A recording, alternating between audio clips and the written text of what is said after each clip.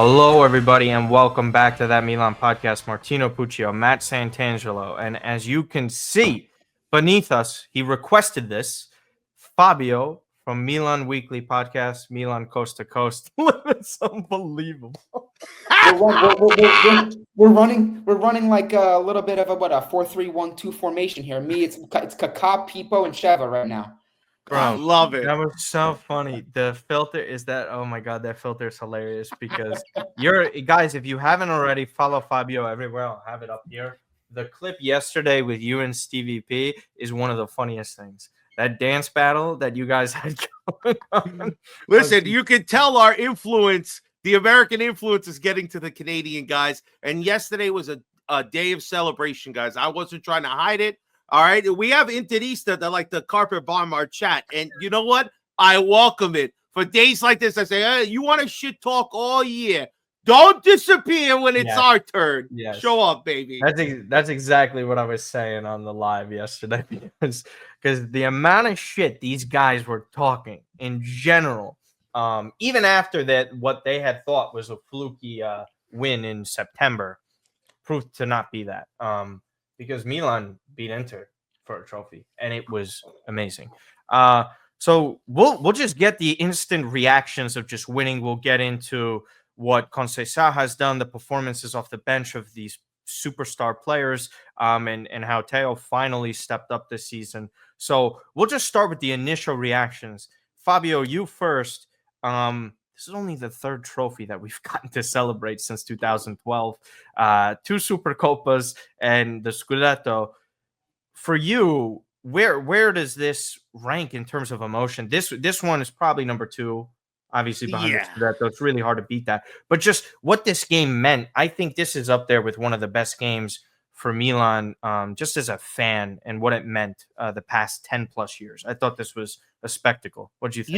You know what it is? It's all about expectations, right? When your expectations are low and the team pulls out this heart performance, holy cow. I mean, I was pushing my coworker. I damn near rolled my ankle in excitement. I was a maniac yesterday. I couldn't believe that they did it. But you know what? It's just the sign of, is it possible, guys, we turn things around? Now, I don't think Scudetto, I don't think anybody is crazy, but the fact that despite going 2-0 down, which I thought was the kiss of death, when I was watching, I was like, fuck, man, 2-0, no. But once Theo scored that goal, and honestly, the interjection of Leao into the game really changed the game. But once Theo scored, I turned to my coworker, I said, look, 2-1, as long as we show some fight, some heart, we're coming back. Inter is a good team. Maybe, dare say, a better team. Roster deeper, everything else. Defending champions, can't say nothing about it, right? They dunked on us. I won't fucking forget it.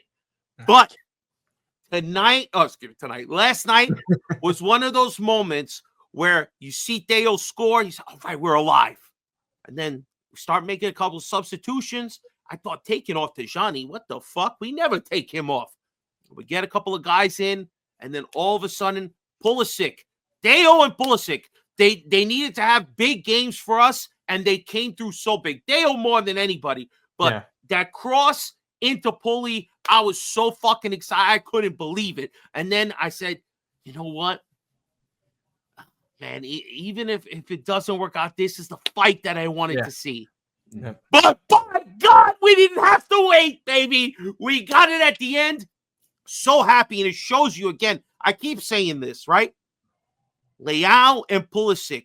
This is a pair that together we can get to the next level, guys, because these guys are world class. You see, when everybody around them starts pulling their weight, Theo Hernandez, both of our midfielders have been superb this year. Yeah. If we get a center forward that has half a fucking brain sometimes, excuse me, I don't know if I could curse this much. Yeah, it's fine. But I'm sorry. But honestly, if we can get some quality center forward play from Morata, from Abraham, God forbid, Camarda gets a chance. Why not dream, guys? I don't think Scudetto, but this is what you wanted to see to change our fortunes around. And who would have fucking thought, baby? Santangelo. I mean, we knew Conceição was this motivator. We Yeah. thought, like what Fabio was saying, remain competitive, show fight. And because we know on paper Milan are good enough, we know even in the matches that they had dropped points, that they were respectable offensively, but they were always shaky. From minute one yesterday, it felt like Milan were much more organized than the match against Juve. Unfortunately, those 2 goals were the 2 goals, but you felt a lot better and more confident. Is that true? And how that match really developed the second Leao came on the pitch, everything really changed. I think Teo's free kick goal gave that sense of belief, but the second Rafa came on, and I think Reinders almost scored, but Bastoni blocked it on the great Leao run where he embarrassed Bissek with his by head. the way. Yeah. I thought he absolutely dusted him. It felt like right there, Milan had a pulse. What did you think? When was it that you were like, okay, this is there? We got something here today. So, I mean, I'll be honest, so I'm sitting there just to paint a picture of where I was at when the game was happening, right? I was at my desk and I was following the match on my phone. I was watching on Paramount, no volume, no headphones, just kind of, doing my work. And I see the goal go in before halftime. I'm like, all right, like we were at least playing pretty well in this half. We were playing much better in the first half in this game than we were in the game against Juventus. And obviously we turned that around, right? So we were like became a team of second half performance, right?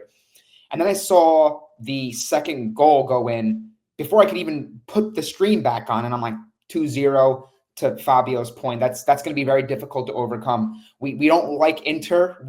We all know that to be very clear, but we respect the fact that they're a great team. They have a lot of great players. They have a fantastic coach, a team that has won many trophies under this coach. They're not going to blow a 2-0 lead.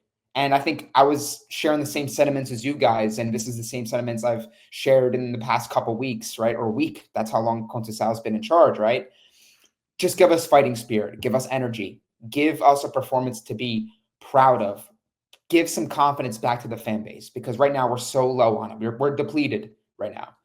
And you see that Teo goal go in, and I was like, we got life. We got a pulse here. Because 2-0 is a very dangerous scoreline to hold. And there was a ton of time. There was basically an entire half because they scored very early in the second half, Inter, Teremi. And that defending wasn't very good. So we'll talk about the overall performance itself and the players. But when that Teo goal goes in, we have life. And then you start to see Conceição pull the strings. He brings on Leao, and he's basically telling him without telling him, do your thing, kid. Go do it. Show us. Show that tenacity. This is your game. Come in and make an impact. And it's not always the easiest. And I say this many times, Fabio, you'd agree, or Martino as well. We talk about this plenty. Yeah. It's not easy to come off the bench and a player that hasn't played in a while, right? This has been a couple weeks since we've seen him. Off an injury too, yeah. Right? Off an injury. Same thing with Pulisic in that Juventus game, right? Yeah, crazy. And all of a sudden to just let the wheels up, run down the flank, take guys on, and do it with so much conviction and so much. Leao, the way he was running at the Inter defenders, he had hate in his heart. He had a point to prove. And this was his first opportunity under this coach, who he praised in the postgame. He was saying, from the moment I saw him, I felt the energy. Immediately, I felt that the mentality was going to change with this team. And sure enough, it did. You see it transmitting down to the rest of this group. Taking guys on, you see Teo, make that overlapping or make that run into space and behind. Great ball by Leao. And then you see Pulisic cut across, and you're like, we're winning this game. We are winning this game. If it's not in 90 minutes, we're winning it in penalties.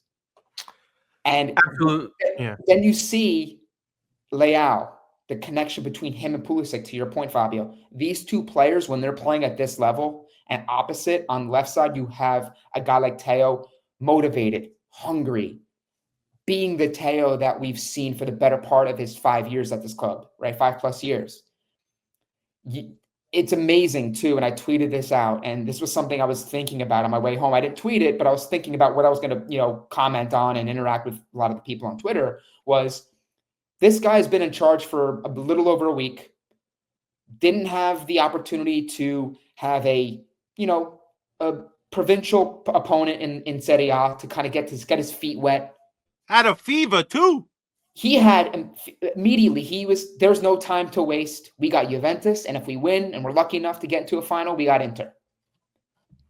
Talk about getting your team ready and buying in immediately. That's what this group needed to do with this coach. And it takes a lot from a coach to have that impact so soon when, again, a lot of these guys are down on form, down on confidence, everything. And we get this 3-2. And it's great for Tammy as well, because there's a video that's been circulating around when, Tammy was taken off in the first derby that Milan won, the Gabbia winner. And Leao looks to him because Tammy looked a little bit upset. And he's like, next game. Like, he basically was saying, like, I know you want to score in this game. I know you want to score against Inter. Next game. And it's him to get the goal. And you see the tears at the full time, like Rafa's crying. Tammy just emotionally like drained. It's this buildup, right? It's this buildup as a fan base too. And, this is why we watch. This is why we support this club, right? It's easy to come on a podcast when you have in a moment like this as a fan base to share with one another. It's hard to consistently be taking punch after punch, disappointing results, players getting injured, constant scrutiny, constant negativity in the media. And that's why I really give a lot of credit to Fabio, guys like you, Martino, you as well, and the rest of the people who do create content. Someone gives me credit. Thank you. Yeah. It's not easy to consistently take those beatings, and especially doing it against a rival like Inter. Yeah. So fantastic performance. We talked about this, Martino, as well, when we said what the objectives are this season. You look at all the competitions that Milan are in: Supercoppa, Coppa, Champions League, Serie A.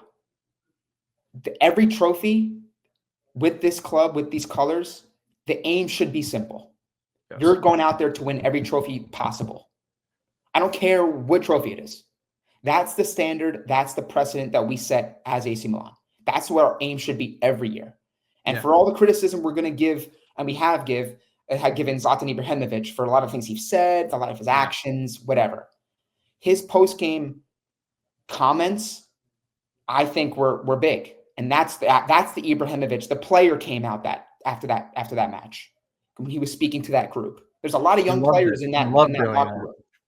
There's a lot of young players in that locker room where they never tasted a trophy like this on this stage against that team. They had I'll pull up the picture of the Milan Futuro players. This is important because what this does for a lot of those individual players and the players that joined this past summer, it gives them a little taste. It gives them a taste. It's not Scudetto, it's not Champions League. Those are the top of the top goals every year. Yeah, but it gives them a little taste. Hey guys, this is what it feels like to win at Milan. How about some more? You guys want more? Show us. And that's what I think yesterday's victory, that was like my lasting big takeaway from these kids are going to remember this forever. Chaka Traore, Zeroli, Camarda. Camarda's been a part of two big Inter wins. Toriani, Bartesaghi, Jimenez there, yep. Pavlovic. He's just chilling in the background. He looks so funny in this picture. but you know what I'm saying? Like, that's what yesterday's performance meant. And I'm going to say this, and this is my final point, and then we'll get into other things around this match. And I agree with Sergio. This is great. We're going to celebrate because we deserve to celebrate. But we have to look to the next game. We have to be able to replicate this and to carry this momentum over in Serie A, because that's been sort of a theme with this team, at least under Fonseca, right? Bipolar. We would have the big moment or the big result, and we're like, okay, can we finally get over the hump and now start compiling wins and put the demons of the past weeks and months behind us? We never quite could. And I think under Conceição, we are going to be able to turn that corner because there's a belief within this group. There's confidence within this group that we didn't have, weeks ago. And guys, this isn't any new squad that Fonseca had versus what now Conceição has. This is the same exact squad. And it's amazing what type of result, amazing what type of reaction we're getting in such limited time, and it's such limited opportunity for the coach to even understand a lot of these players. That's what makes us very impressive, and it makes me very excited and very intrigued to see what's coming in the weeks ahead with some of these other players. Because there's going to be levels to Rafa where like maybe Rafa's going to finally get that next level. Maybe Teo's going to turn the corner. Maybe there's certain individuals within this team that have struggled this year that they're going to take that next leap. So that's a huge win. It's a huge moment for us. I know it's a Supercoppa. Many people are saying maybe we shouldn't be as hyped about it. I say if there's a trophy there to be had, we celebrate it. Those people shouldn't be allowed to talk. They're not Milanisti. They don't know anything. Yeah. No offense, and I know that's a reference to Nico Cantor. Nico's a good guy. He knows what he's talking about. But respectfully, with this topic, you know how much suffering we've done in the last 5 months alone?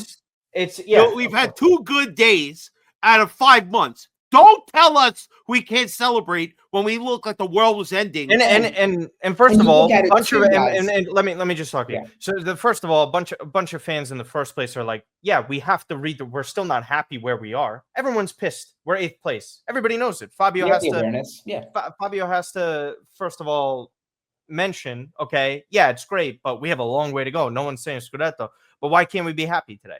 Why do we have to lose to a team 6 straight times? They win the 20th league title on our head. They talk nonstop shit. We have to listen about Juventini talking shit constantly because they haven't lost a game this year and how much money they spend and how they got the manager that we were supposedly in on. And we have to hear this nonstop on and on and on and on about how good Milan used to be.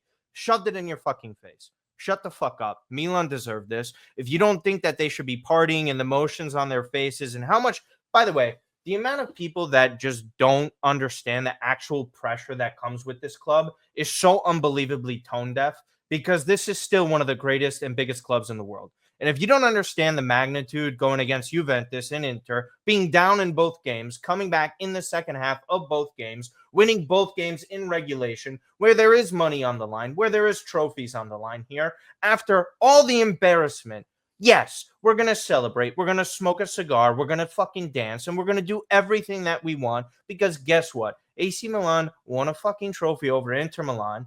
And that's what matters. That's everything that we play for. We were the 4th place.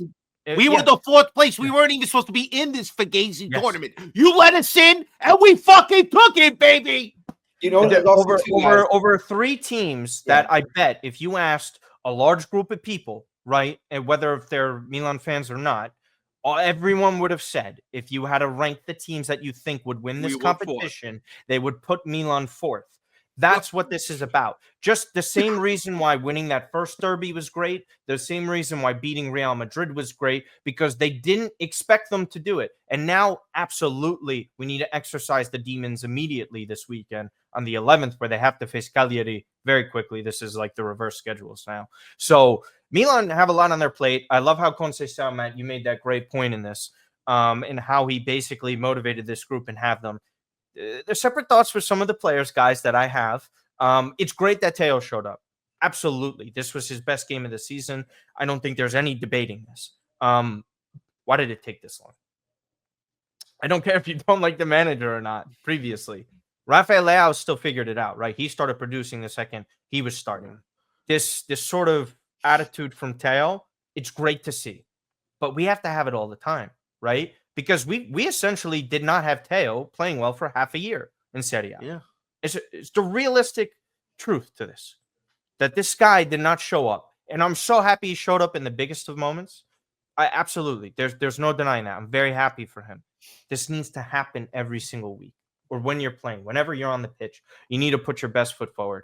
I love that even if Milan didn't win this game, guys, I don't know if you agree with this or not. I think even if they would have showed this fight and had lost on penalties, for example, they would have believed even more than they did prior to going into this game. Now, I don't think they have any doubts on what they're capable of doing.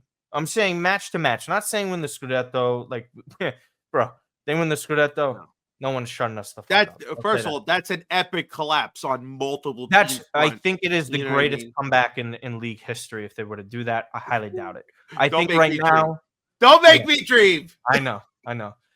But yeah, I think just this type of manager is exactly what we needed, guys. I liked Pioli. Pioli had his limitations. I thought he was a good man manager, but at times it didn't really seem like there was enough discipline set in. Fonseca seemed like the opposite. You can't come in and just start making enemies with the best players. No. And it's true the best players have to fall in line as well. But Fabio, like the difference that we immediately see that training session, and I know Matt even made a point of this too. Like, sure, it's great. The sound bites are awesome. We have to understand the value of this club and understand the gravity of the moment. It's all great stuff that we heard good things from Fonseca as well. Didn't translate on the pitch. To see it translate almost immediately is just something sensational.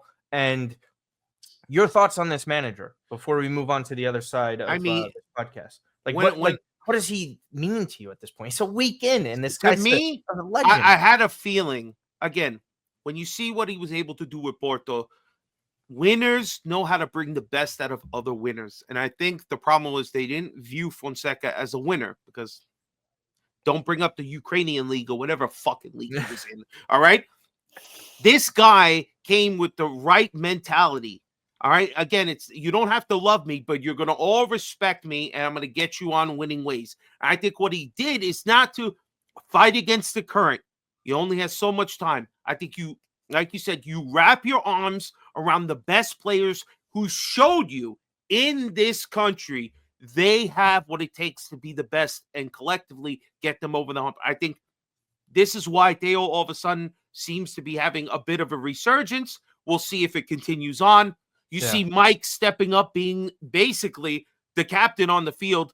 You know how important Mike can be, and he was standing on his head for this game. Without Mike, we would have lost easily. Absolutely. Then Leao. Leao is a difference maker. My uncle, who's a Juventine, tells me all the time, your fucking team, if Leao would just play every game like I know the guy could play, maybe a little unrealistic of Angel's expectations, but you see when he shows up, this kid is a difference maker. The way you would look at a Dybala or some of these other players, Leao is a spectacular talent that when he pairs well with Theo Hernandez, now with Pulisic, we have guys that can do wondrous things. And I think Conceição is going to bring that belief to the whole team. We don't fucking stop. We don't die. Until the 90th minute, we're going to give it our all. And in 2 games, they were able to overcome Juventus and now Inter. And Inter is the benchmark for everybody. So to me, this is the guy I wanted from the whole time. Something about that damn cigar dance. I just saw it in his eye, and he made me have a little twinkle in my eye. I said, this motherfucker knows what he's doing. And damn it, we got the cigar dance in 1 week. We never have to see the Porto one ever again. It's the Milan one that's the freshest, baby. So to me, I believe, and I think, I tell you, I'm going to start talking crazy here, people. I'm going to start talking crazy. If we do what we should do in these last 2 Champions League games, we have an insane percentage to be in the final 8. And guys, it's a crapshoot after that. This guy can raise our level when everybody is so down in the dumps of this management, which deservingly so. No, but you're a Cardinale defender. I love Cardinale, all right? If I could only get on his Christmas card list, I'd be extremely happy. Listen, I don't care if he wasn't there. It doesn't matter. What matters is that they identified their mistake. You fire the coach. You bring in the right one. Immediately, we make a difference. So to me, give some faith, people. You're Milan fans. Why are you rooting for management to lose? For me, this guy might be the real deal in Conceição, and I'm here for it. And honestly, you don't want to get too high, but there's Coppa Italia out there. I don't feel so worried about having to place Inter, or Roma next round. We don't give a shit. Bring them on. Yeah. All right. So now, to me, I say I could see one more. Let's get at least one more and get to that top 4 because Lazio's slipping. We can get there. And this guy, give him a whole year. Give the management a chance to reassess the team, put good depth behind the players that we need. And maybe next year we could say, oh, we're as deep as Inter. We can fight for the Scudetto. We can go. We're aiming at least semifinals for Champions League, this and that. But to me, right now, I think it is a bright future. This guy is giving me the belief that this Milan, again, there's a lot of championship caliber right there at the surface. You just got to get it together. And you see the difference a coach makes, right? This is not some bum group of guys. There's bums. Emerson. All right. But Everybody else on the field. We did it with 10 men before. We'll do it. We don't need a left back, right wing. We'll do it with nobody. We don't care. The point is that this coach has found the right mentality for these players, and he's getting our best players to buy in, which is the only thing you can ask from your coach. Matt, just so you can back me up on this, you know what I did the Sunday night. I sent you an audio message, correct? Yeah. And I got very hyped. I hyped myself up. I don't know why. I rarely do that. If you know me, I'm an eternal pessimist. It's just the way I am. However, I was fucking amped. I told you I think this guy is going to be the manager for quite some time. As long as this management backs him, I think like it's just a formality at this point till 2026, barring an absolute disaster coming up. Right? I think this guy's here to stay. This vibe this guy gives you. I know Pioli, it took a little bit of time, right? Allegri came in. Allegri was very sound. He was very good from Cagliari to here. Obviously, other managers outside of those two, it's been a fucking disaster. The level of impact this guy has had, even if it's just a week, even if we haven't played Serie A games yet, you just know that's sustainable, what they're doing. What do you take away most from this hire and what he's really implemented? I know you touched upon it a little bit before, but what has really been your number one thing that you've looked at that you're like, I think this is going to work out? I think that you could look at this squad and you could look at this season in many different ways and from many different angles. You know, there's been moments where we've looked pretty good. We've had those moments of ecstasy of winning, against Inter and exercising those demons and winning away against Real Madrid at the Bernabeu. We know there's quality within this team. Do we need more quality? Do we need to raise the bar? Do we need to be more ambitious on the market? Absolutely. We've been singing that and shouting that for a while now.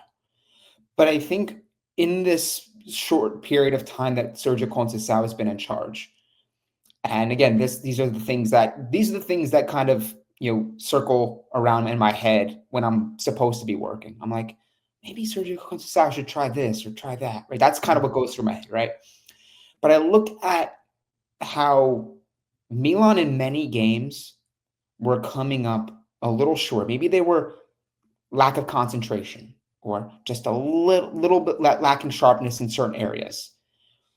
What Sergio Conceição has done in a very limited amount of time is he's closed those margins very quickly. Very quickly. It's not easy to come back again down 2-0 against any team, let alone Inter.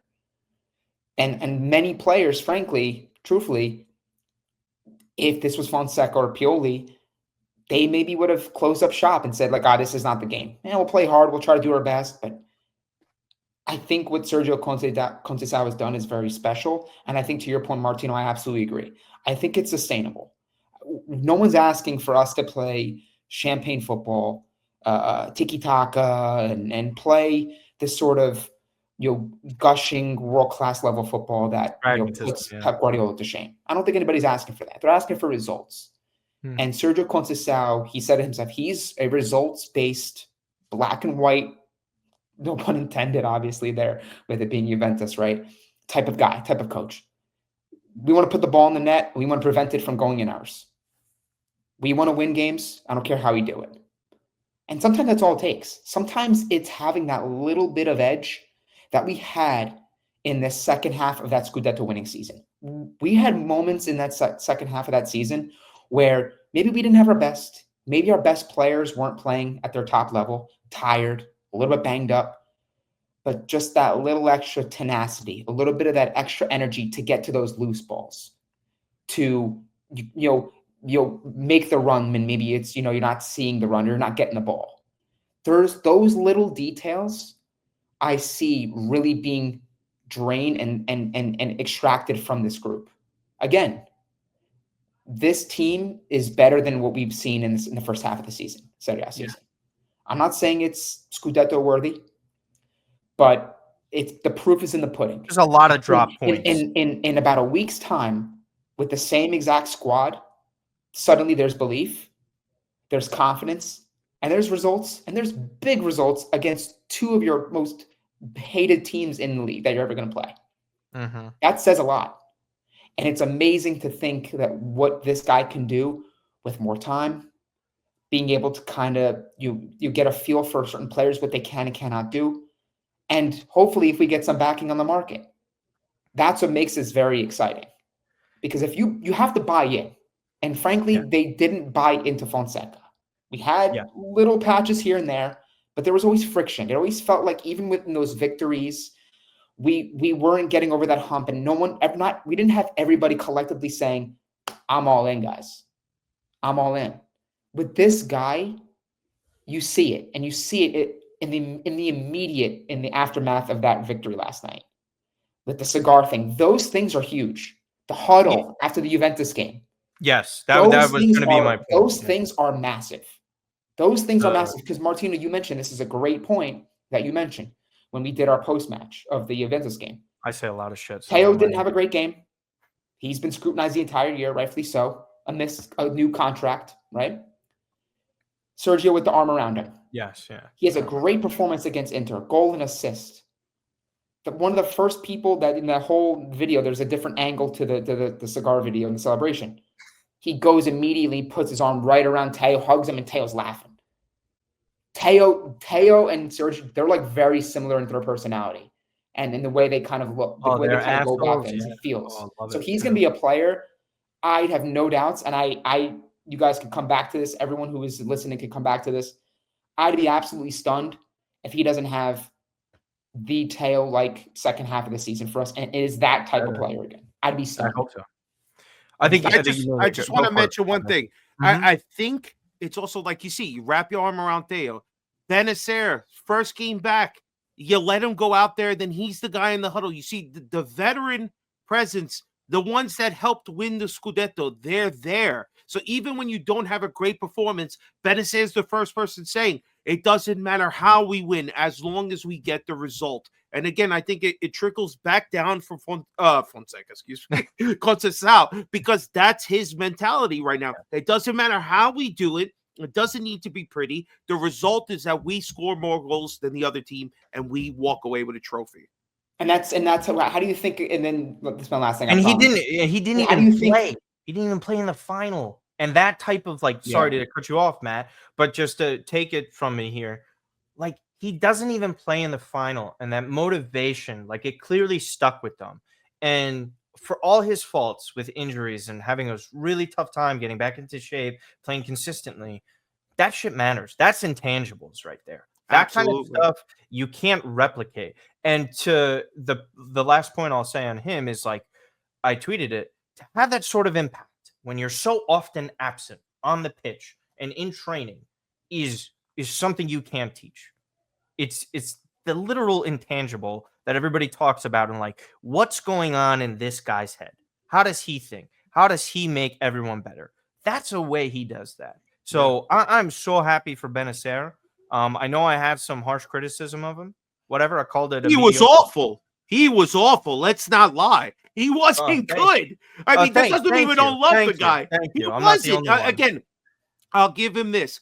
He tried, guys. He wanted the ball. Here's one player not running away. He wants the ball to try to do something. Yes, he makes mistakes, but you fucking be out of work for a long period, and then all of a sudden you're at the front of the office. Everybody's looking to you to do things. I mean, give Benacer his respect. He was awful on the field, but at the end of the game, he had the right message because he is a veteran. Guys like Florenzi and him, this is why they're on the roster. This is the perception that you don't get just when you look at just on the field. You need these character guys, again, who have won things, who could say, this is what you need to do. We can do it. It's, again, I think it trickles down from the coach. I agree. One guy, too, really wanted to mention, too, was Tomori, right? Because I think this is a guy that lost his starting job. He was all of a sudden, it felt like before Fonseca even was fired that Tomori's not going to be here much longer. And truthfully, we don't know what his future holds, right? They were telling him to look at apartments in Torino, bro. They were ready to ship him out already. There was multiple reports, granted, not some of them very concrete. Yeah. But you get a new coach in there, and again, a new coach bounce and the feeling and vibe. Yeah. And if you're a player like Tomori, who has won at this club, has played a prominent role at this club. And now you see you lose your job and you're thinking like, this game is very mental. It's a lot of it's played between the eyes. Pirlo said it best too. Like my legs are just my tools, but a lot of it comes from here. And if this isn't right and you're not confident, it's not going to transmit on the field. Malik Chow, look at Malik Chow, right? Dynamite. He had some blunders very early on in the season. Everyone's like, there's no way they're going to sell him for 30 million, whatever, to the highest bidder, and they're going to move on and they're sort of rebuild. These guys now have that high. Tomori, you know how he's feeling right now? Coming back after that, he goes, new coach, just won a trophy, back in the starting 11. He's feeling great. I'm not saying he's going to be perfect and everything is solved overnight for a lot of these guys, but now you feel like our names, the names are in this group that we've relied on and leaned on so heavily for the better part of this cycle, 5 years. You feel like they're back. You feel like they're at least turning a corner. Yeah. And I think that's so crucial because you keep that core from that Scudetto winning team. Now you plop in Tijani and Fofana. We're not far, guys. I'm trying to keep my feet on the ground. We're not Scudetto right now. We're not at that level. No, Champions League, we're not at that level yet. We can dream. We could be ambitious. We can be brave and go for those things. Absolutely. But I think if you look at this group and you look at the pieces, I think Milan's strength is in the sum of their parts right now with the coach they had. Truthfully, I think that's where everybody's at with this group, and that's an exciting thing. It's a very dangerous thing. It feels like, again, that second half of the season under Pioli where like we can really run off a lot of wins. You're saying during the lockdown when they came back in the summer? Yeah. It's great. And I think that now the first thing I actually thought of after they won yesterday and some of the rumors that we were hearing in the transfer market, and you bring it up all the time, Matt, is just that Maldini interview. Now's the time to push your chips to the table. You have something here. You just won a trophy. You beat a really good Inter team. The second time you've beaten Real Madrid. You have it. You get that stability from the manager now that could allow you to win those games that you did not win. And by the way, he is, and they got money from this too. Fabio, I tweeted out something very cryptic because I didn't want to say it because I don't want to say it, but I do think it. I do think if you put the right pieces and you invest properly and you nail them, anything can happen with the Mickey Mouse trophy and the Mickey Mouse Ear trophy. And you know the one I'm talking about. So I'm just saying, I don't think it'll happen in January. We'll see. We're going to talk about some of the transfer stuff that's been coming across. So we could just get right into that. So again, great victory for Milan. They finally hoist the trophy. This guy. So there's been a couple of things. We'll just touch upon this. So there's been more stuff as we've been doing this podcast that Noah Okafor to RB Leipzig is heating up a bit. Obviously, Leipzig are very familiar with that profile because he used to play at Salzburg. So that's obviously within the Red Bull network. He's had a lot of issues staying healthy. Italian football is very difficult to adjust to, especially when he is playing as a striker and not a left winger because he's not going to play over Leao. So with that, I think that's where he struggled, and his time at the club is probably done. I understand it. I'm not against it. You can't stay healthy. You don't produce that much outside of being a super sub. I get it. However, this link here seems to be growing ever so stronger. Marcus Rashford to Milan. He's had a falling out at Manchester United. We've heard a lot of things not so positive about him off the pitch and what he's done. Obviously, his philanthropic work is well known, but there are rumblings, late to training, not trying hard enough. This is yet another manager at Manchester United who has had this opinion of him. So this is a common trend. This isn't a one-off. So you have some of those, it's baggage, to be quite frank. And with his wages and how he is at Manchester United, it looks like the formula would have to be a loan with option and him to cut his wages. His brother went to Milan to go talk to a couple of people in management. Obviously, most of management was in Saudi Arabia for the Supercoppa final. We'll see if it keeps on developing more. Borussia Dortmund involved, a couple other teams. I'll make the case for this in a positive way, and I won't be heartbroken if it doesn't go through, guys. But this player is capable of being fantastic, of being great. The talent is undeniable. We talk about between the ears. It's a huge question. However, I think with this manager and how he is, and what we just saw him do with players, I think a change of scenery could work. I think him getting in his ear and telling him what he needs to do to be great would work. And obviously, this isn't going to happen unless the seal of approval comes from Conceição. So if Conceição does approve this as well as management, I think that's a big boost. I think going into a new city, new life, you're adjusting it. And guess what? This is a rental, basically, right? Because you're here for 6 months with an option. If it doesn't work out, there's the door. You don't have to come back. And exactly. And with that, I think the other factor I think would be very important here in terms of his compatibility is the amount of English players in the team. Tomori, Loftus-Cheek, and Tammy Abraham. They're familiar with Marcus. They're around the same age. They've obviously grown up through the English football ranks together. They're all talented players. I think they all have a good head on their shoulders. I don't think they have shit attitudes. Sure, their play is very inconsistent. There's no denying that from those players. Loftus-Cheek more so than the others. However, if you can get Marcus Rashford right, okay, and you get that for 6 months, guys, this is a demon. This changes everything, in my opinion, and what Milan can compete in and how they're going to be able to rack off wins. Because you also have to remember Tammy Abraham's a dry loan. Alvaro Morata's 31, 32. He doesn't have that much time left. He's not a prolific goal scorer. Rashford brings that versatility that Noah Okafor has in terms of left wing and can play center forward. We'll have to see what Sergio ultimately thinks with this. If he is okay with it, I'm okay with it. However, the formula has to be right. Fabio, I go with you first. You're aware of Rashford. You're aware of his talents. What did you initially think of this? Is it a tactical issue for you? Is it an off-the-field issue for you, or is it both? To be honest, it's really just the salary. I believe he's a pretty high salaried player. 14 and million. it takes he needs to cut half. 14 million. Are you out of your mind? Yeah. Hey, No man, way, man. Listen, if he's okay with taking a big pay cut, I'm talking like 70% off of that. You can come for 6 months, fine, Like, honestly, Okafor, I think, was a great idea, but it hasn't worked out. And we still don't know. I think it's Chukwueze is out for at least a few more weeks.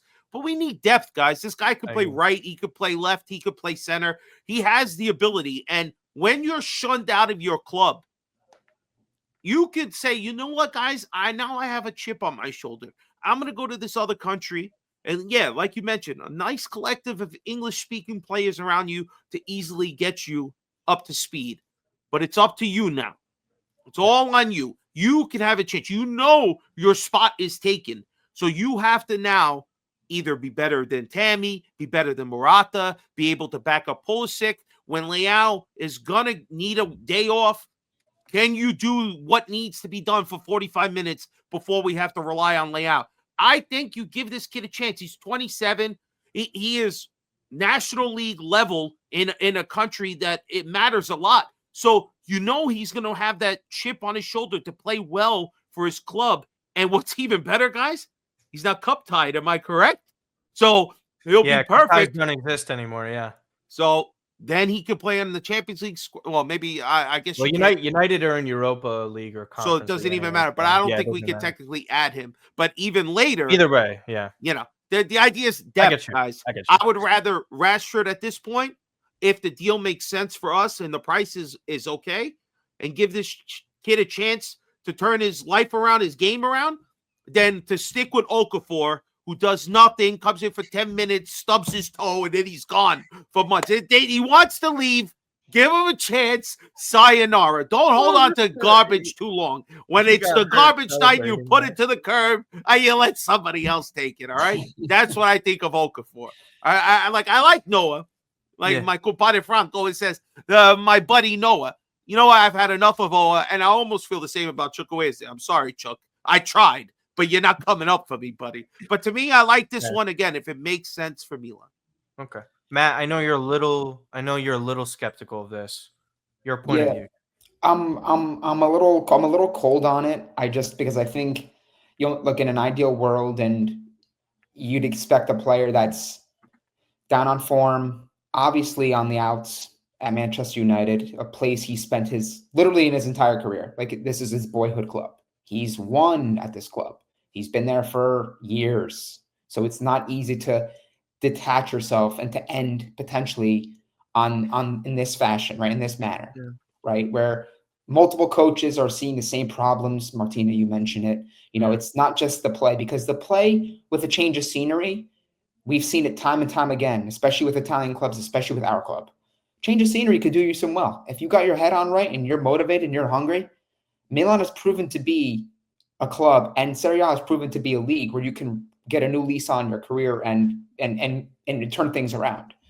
That's the concern I have with Rashford is the off-field stuff. It's not going to fly with this coach.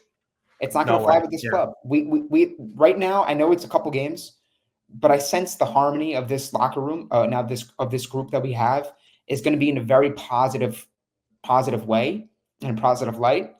I don't want anything that's going to mess with that potentially. And obviously, when you toss around the idea of a Marcus Rashford, it's appealing because of the name and because of what he's accomplished in the sport. Again, it's economically, it has to just make sense. I mean, if this player truly wants to turn his career around, he's not old.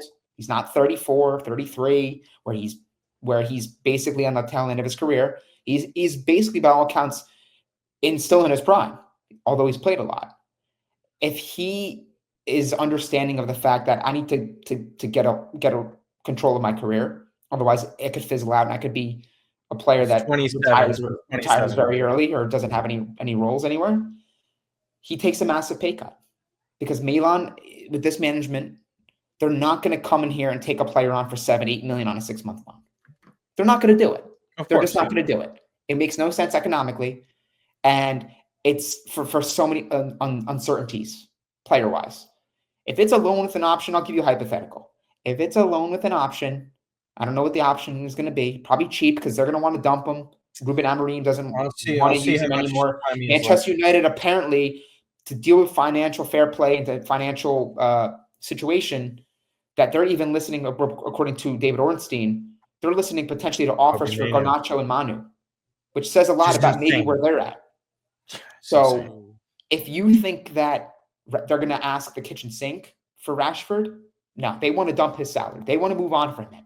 Clearly, Milan can get a deal here.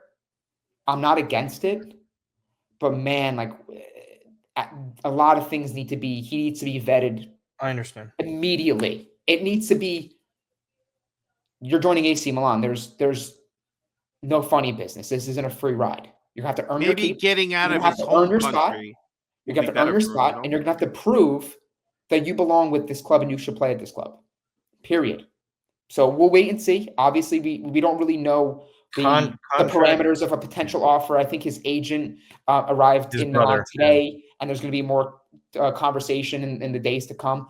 But my guess is it's going to be kind of determined in the next day or so whether or not the framework of a deal can be reached. Because if his agent's way off on their asking price, and he's like, we want 9-10 million, he's not going to be able to go anywhere.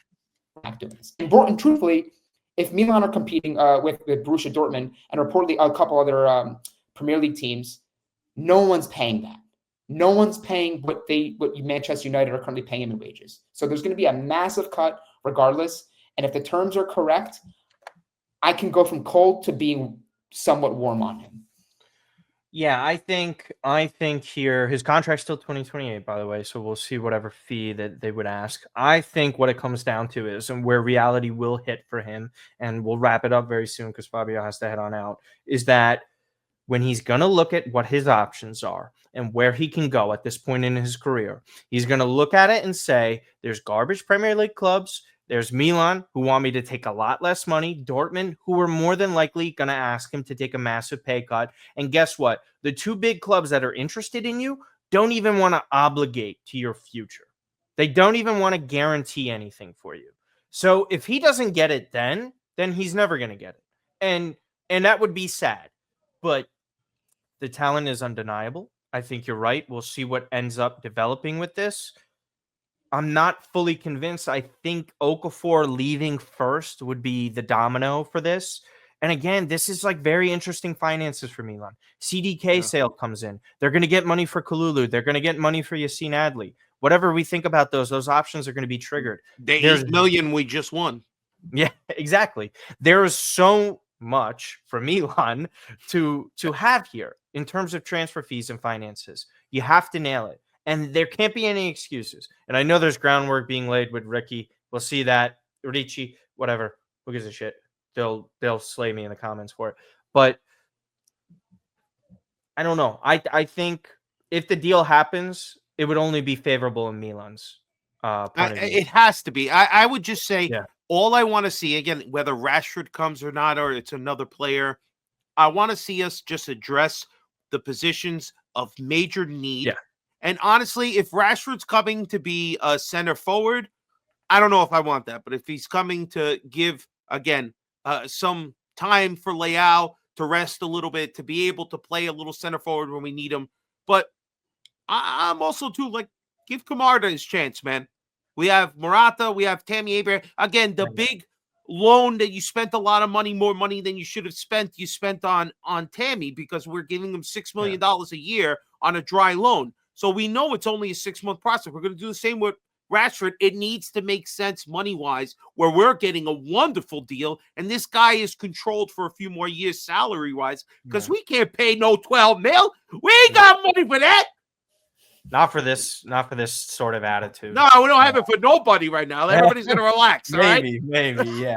I don't know. I think the manager and the players did their part. They won, and they have to do more.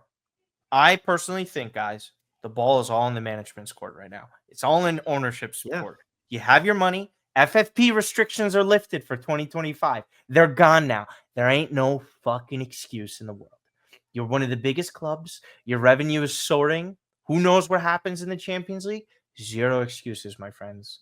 But yeah, I think we'll wrap it up there. Fabio, don't let the coach down in January. I echo management. It's on you. Now you got the right coach. Buy a couple of smart players.